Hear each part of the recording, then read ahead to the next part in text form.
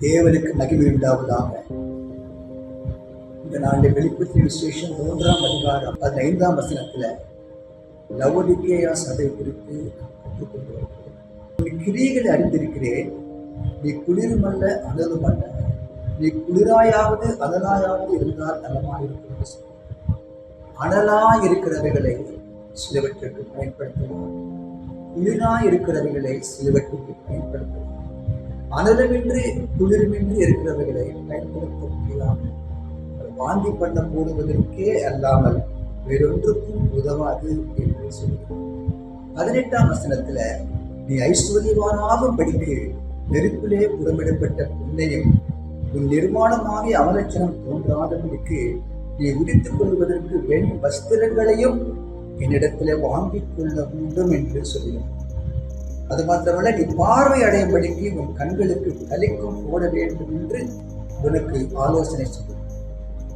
நல்ல விசுவாசத்தை தருகிறோம். பொன்னிலும் வேறு பெற்ற விசுவாசம். பொன்னினால பணத்தினால செய்ய முடியாததை தேவன் நம் கொடுத்த விசுவாசத்தினாலே செய்ய முடியும். அது மாத்திரமல்ல, லவோதிக்கேயா சபை எவ்வளவு அசோசிக்கப்பட்டிருந்தாலும் அவர்களுக்கு மறுபடியுமாக வெண் வஸ்திரங்களை, பரிசுத்தமான வாழ்க்கையை தர விரும்புகிறார். 3ஆவதாக அவர்களுக்கு கண்களை திறந்து, மாம்ச கண்களை பற்றி பேசவில்லை, மனக்கண்களை, இருதயத்தின் கண்களை திறந்து ஆசித்து செய்து தேவ ரகசியங்களை வெளிப்படுத்துவதற்கு, தெரிந்து கொள்வதற்கு உதவி செய்கிறார்.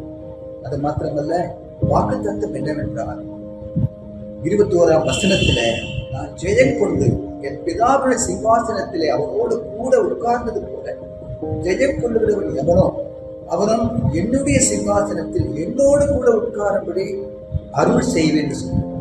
சிங்காசனத்துல ஆளுகை செய்கிற இடத்துல ஒரு பக்கத்துல இருந்து நாமும் ஆளுகை செய்ய வேண்டும் என்று அவர் விரும்புகிறார். நம் அடிமைகள் அல்ல, ஆளுகிறவர்கள்.